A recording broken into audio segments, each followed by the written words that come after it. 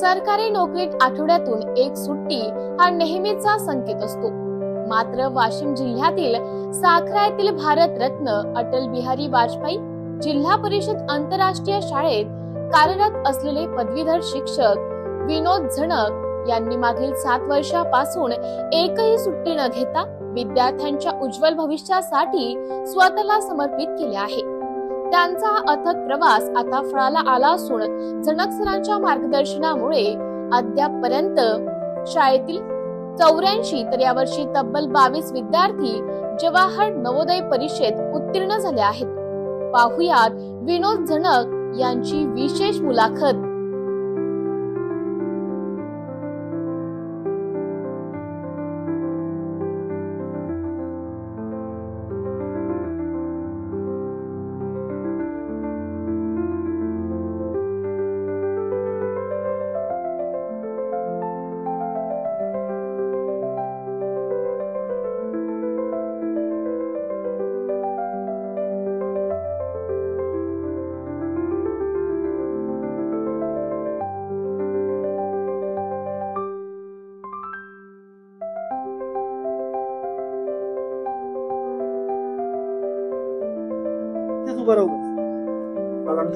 माझे नाव अनुष्का दिगंबर घोडके आहे। मी आता 5वी मध्ये शिकत आहे। आमचा क्लास सकाळी 8 ते संध्याकाळी 5 वाजेपर्यंत आहे। 10 जून ते सतत 18 जानेवारी पर्यंत आमचा क्लास एकही सुट्टी न घेता चालू आहे आणि याच सरांच्या कठोर मेहनतीमुळे आम्ही हे यश संपादन करू शकलो आहे। माझे नाव सतेज निशा शंकर खानसोडे आहे। मी इयत्ता 5वी मध्ये शिकत आहे। माझे आई वडील शिक्षक आहेत। मी LKG पासून या शाळेत शिकत आहो आणि आमच्या सरांचे खूप आभार मानतो आम्ही, कारण सरांनी आमची खूप मेहनत घेतलेली आहे। माझे नाव भक्ती जगन राऊत। माझ्या शिक्षकांचे नाव श्री झणक सर। झणक सरांनी क्लास 10 जून पासून ते 18 जानेवारी पर्यंत घेतला। त्यांनी आमच्यावर खूप मेहनत केली। माझे बाबा शेतकरी आहेत। झणक सरांनी माझ्यावर खूप मेहनत केली आणि मला पात्र केले। धन्यवाद।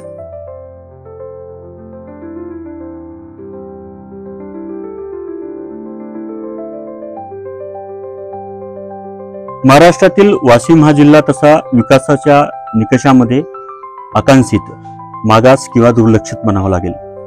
मात्र याच आकांक्षित वाशिम जिल्ह्यामध्ये जिल्हा परिषदेची आंतरराष्ट्रीय शाळा साखरा या गावात काही वर्षापूर्वी निर्माण झाली आणि जिल्हा परिषदेची ही आंतरराष्ट्रीय शाळा का आहे याची प्रचिती अलीकडच्या काही वर्षात वारंवार येत गेली। ते म्हणजे पहिल्यांदा जेव्हा या शाळेने मुख्यमंत्री माझी शाळा सुंदर शाळा या अभियानामध्ये संपूर्ण महाराष्ट्रातून प्रथम क्रमांक पटकावला आणि 51 लाख रुपयाचं पारितोषिक मिळवलं होतं।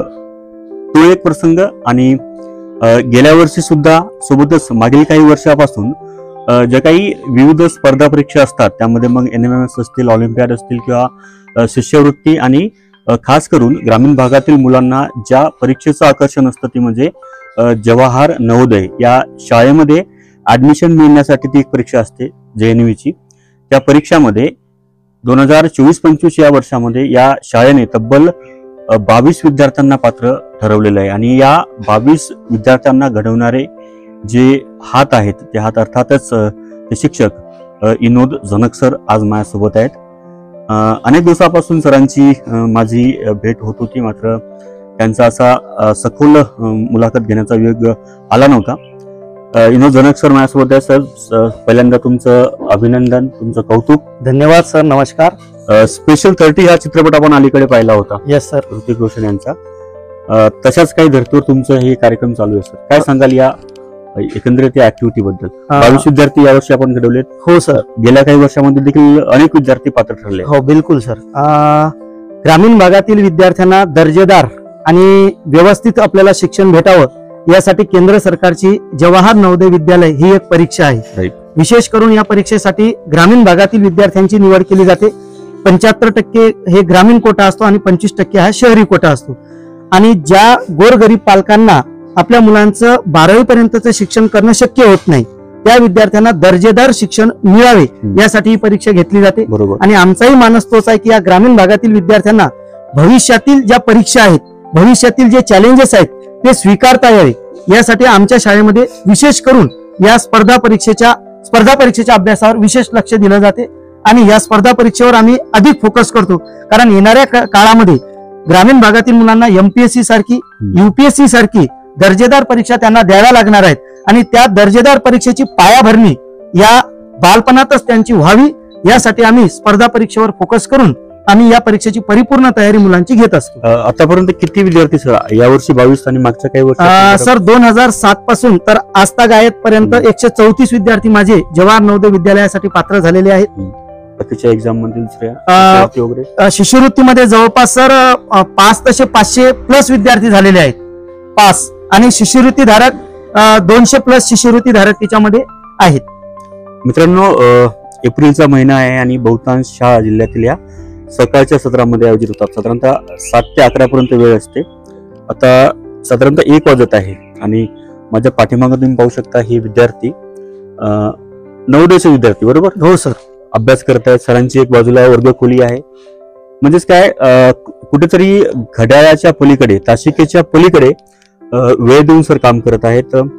सुट्ट्या म्हणजे रविवारच्या सुट्टीसाठी शिक्षक वाट पाहतात. अगदी शनिवार असला तरच त्यांची काहीतरी प्लॅनिंग चालू असते. Yes sir. तुम्ही सर शासकीय सुट्ट्या असतील किंवा सार्वजनिक असतील अशा सर्व सुट्ट्यांचा त्याग केला, काय सांगाल याबद्दल? जर आपल्याला सर कोणत्याही प्रकारचं यश संपादन जर करायचं असेल आणि आपल्या केलेल्या कार्यामुळे संपूर्ण जगाचं लक्ष जर आपल्याला केंद्रित करायचं जर असेल तर आपल्याला सर्व गोष्टीचा त्याग करून, ज्या पद्धतीने अर्जुनाला फक्त त्या पोपटाचा डोळा दिसत होता, त्यांचं लक्ष फिक्स होतं, त्या पद्धतीने आम्ही सुद्धा आमच्या शाळेचं लक्ष फिक्स केलेलं आहे की माझ्याकडे आलेला प्रत्येक विद्यार्थी हा उत्तम बनला पाहिजे. आणि उत्तम जर आपल्याला बनवायचं जर असेल, सर्व जगाचं जर आपल्याकडे लक्ष केंद्रित करायचं असेल तर आपल्याला कार्य सुद्धा उत्तम करावं लागेल. आणि कार्य उत्तम करण्यासाठी आपल्या स्वतःच्या काही ज्या वैयक्तिक गोष्टी असतात त्या वैयक्तिक गोष्टीचा त्याग केल्याशिवाय आपल्याला कोणत्याही प्रकारचं जगाचं लक्ष आपल्याकडे केंद्रित होईल असं कार्य आपण करू शकत नाही. आणि या सर्वसामान्यांच्या मुलांना या सगळ्या गोष्टी या शासकीय इमारतीत भेटाव्या हा आमच्या सर्वांचा मानस आहे.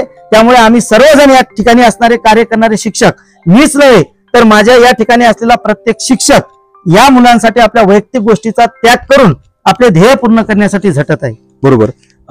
जिल्हा परिषदेच्या शाळा म्हणजे पटसंख्येअभावी बंद पडण्याच्या मार्गावर आहेत अशी अनेक दिवसापासून गरज सुरू आहे. Yes sir. आपण ऐकतो आणि ते एक वास्तविक देखील आहे. यस. मात्र वाशिमची ही जिल्हा परिषदेची साखरा येथील शाळा, इथे ऍडमिशन होणं तसं म्हणजे एक दुर्लभच आहे. Yes sir. प्रवेश देखील मिळत नाही. एवढ्या म्हणजे 10वी पर्यंत शाळा आपली सध्या चालू आहे. हो सर. आता हे विद्यार्थी नवोदयसाठी तयारी करतात. एका बॅच मध्ये तुम्ही किती विद्यार्थी घेता आणि त्याची नेमकी चाळणी कशी होते? प्रत्येकच पालकाला वाटतं की माझाही मुलगा नवोदयला गेला पाहिजे. यासाठी काही मग तुम्ही प्री एक्झाम वगैरे त्याची काही चाळणी घेता? हो सर. आता आमच्याकडे पटसंख्या भरपूर झालेली आहे आणि जवळपास या वर्षीचा जर 5व्या वर्गाचा जर विचार जर केला तर 120 विद्यार्थी आमच्या 5व्या वर्गामध्ये होते. परंतु 120 विद्यार्थी असल्यामुळे आम्हाला परीक्षेला बसवण्यासाठी यांची चाळणी लावावी लागते.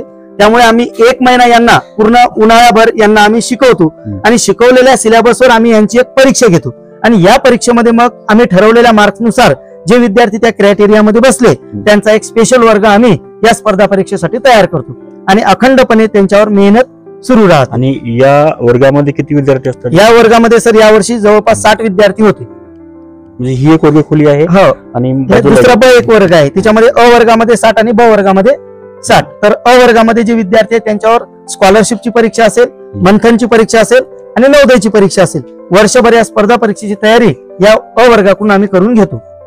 आता हे जे विद्यार्थी आहेत या शाळेतील पहिल्या वर्गापासूनच या विद्यार्थ्यांचं जे फाउंडेशन असतं ते मजबूत आहे. त्यानंतर स्क्रुटिनी करून त्यांची एक्झाम घेतली जाते. म्हणजे हिरे घडवणारे देखील शिक्षक या शाळेत आहेत आणि हिऱ्यांना पैलू पाडणारे जनक सर देखील इथेच आहेत.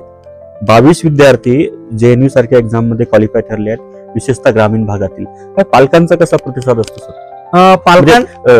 वेळे आजकालच्या पालकांना कसं, पूर्वी आपल्या जमान्यामध्ये आपण शाळेत पैदल जायचो, आजकालचे पालक तसे म्हणजे एकंदरीत एवढे सेन्सिटिव्ह आहेत की त्यांचा काय रिस्पॉन्स असतो? सुट्टी नाही वगैरे. आमच्या हा जो रिझल्ट लागलेला आहे सर 22 विद्यार्थी, या विद्यार्थ्यां म्हणजे आमच्या निकालाला एक अँगल नाही, अनेक अँगल याच्या मागे आहेत. कारण शिक्षण ही प्रक्रिया सर 3 पोलवर उभी आहे, शिक्षक, पालक, विद्यार्थी. माझ्याकडे ज्यावेळेस विद्यार्थी येतात त्यावेळेस ते 7 वर्ष माझे KG1 नर्सरी आणि KG2 आणि प्लस 1 ते 4चा प्राथमिक गट या प्रत्येक शिक्षकांनी अतोनात मेहनत करून 5व्या वर्गापर्यंत ही मुलं मला पाठवलेले असतात. आणि त्यांची मेहनत प्लस जो तिसरा पोल आहे पालकांचं या भागामध्ये सर 100% सहकार्य आहे. एकही विद्यार्थी सर आमचा सुट्टी असो किंवा शाळा असो गैरहजर राहणार नाही. माझ्या वर्गाची उपस्थिती सर 100% राहते. विद्यार्थी आजारी जरी असला तर त्याला पालक दवाखान्यामध्ये नेतात, त्याची ट्रीटमेंट करतात आणि त्याला परत शाळेमध्ये पाठवतात, परंतु त्याला अनुपस्थित ठेवत नाहीत. म्हणजे हायगेई कशाचीच नाही. अभ्यासाची असेल त्याला सर्व गोष्टी प्रोव्हाइड करतात, त्याची डब्याची व्यवस्था असेल, त्याच्या तब्येतीची काळजी असेल, या सर्व गोष्टीची पालक चांगल्या पद्धतीने काळजी घेतात. आणि त्यामुळेच आम्ही पालकांचं 100% सहकार्य असल्यामुळेच आम्ही आमचं 100% या ठिकाणी देऊ शकतो. तर ते 22 विद्यार्थी नेमके कोण आहेत? हे जे काही बॅनर तुम्ही बघत आहात बॅकग्राऊंडला, या बॅकग्राऊंडला अगोदर कुठल्या तरी प्रायव्हेट खाजगी शाळांमध्ये शिकत होते. मात्र ज्यावेळेस त्यांना असं कळलं की काहीतरी क्वालिटी आपल्याला करायची आहे, तर पुन्हा एकदा ते जिल्हा परिषदेच्या शाळेकडे आलेत. अनेक असे उदाहरणं तुम्हाला देता येतील. आणि जनक सरांचे जे काही प्रयत्न सुरू आहेत मागील अनेक वर्षांपासून अविरत, हे सर प्रयत्न तुमच्या चालूच राहणार. बदली कदाचित तुम्ही अगोदर कुठे होतात? मी सर सुरुवातीला माझ्या गावामध्ये मांगुल जनक या ठिकाणी होतो. माझं जे जन्मगाव आहे, मी खूप नशिबवान आहे की ज्या शिक्षकांनी माझ्यावर संस्कार केले आणि त्याग, समर्पण यांची शिकवण मला ज्या शिक्षकांनी दिली, ज्या शिक्षकांनी आपल्या कुटुंबाचा त्याग करून, आपल्या सर्व कामाचा त्याग करून माझ्यावर मेहनत घेतली, त्या शिक्षकाच्या तालमीत मी वाढलो आणि त्या शिक्षकासोबत मला काम करण्याची संधी मिळाली. हे मी भाग्य समजतो. 10 वर्ष मी त्या ठिकाणी काम केलं. त्या ठिकाणी सुद्धा जवळपास 34 विद्यार्थी सर JNV साठी क्वालिफाय झाले.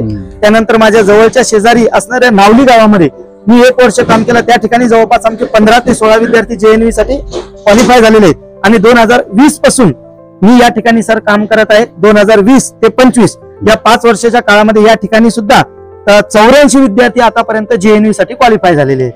आणि भविष्यात आणि जर बदली झाली कुठे तर तिथे, आणि ज्याही ठिकाणी सर आता माझी बदली झाली, आता माझी जी रिटायरमेंट 2044 ला आहे, मी अखंडपणे या गोरगरिबाच्या सर्वसामान्यांच्या विद्यार्थ्यांसाठी अहोरात्र प्रयत्न करत राहील.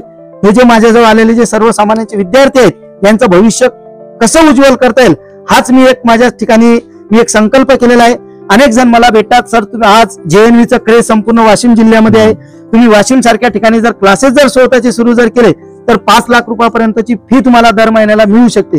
परंतु मी त्यांना सांगितलेलं आहे की जोपर्यंत या शिक्षणाच्या, या ज्ञानदानाच्या पवित्र क्षेत्रामध्ये आहे, तोपर्यंत मी या गोरगरिबांच्या आणि सर्वसामान्यांच्या मुलांसाठीच, जोपर्यंत माझ्यात शक्ती आहे तोपर्यंत या गोरगरिबांच्या मुलांसाठीच मी कार्य करत राहील. याच्यामध्ये कोणत्याही प्रकारचा प्रोफेशनल दृष्टिकोन कधीही आणणार नाही.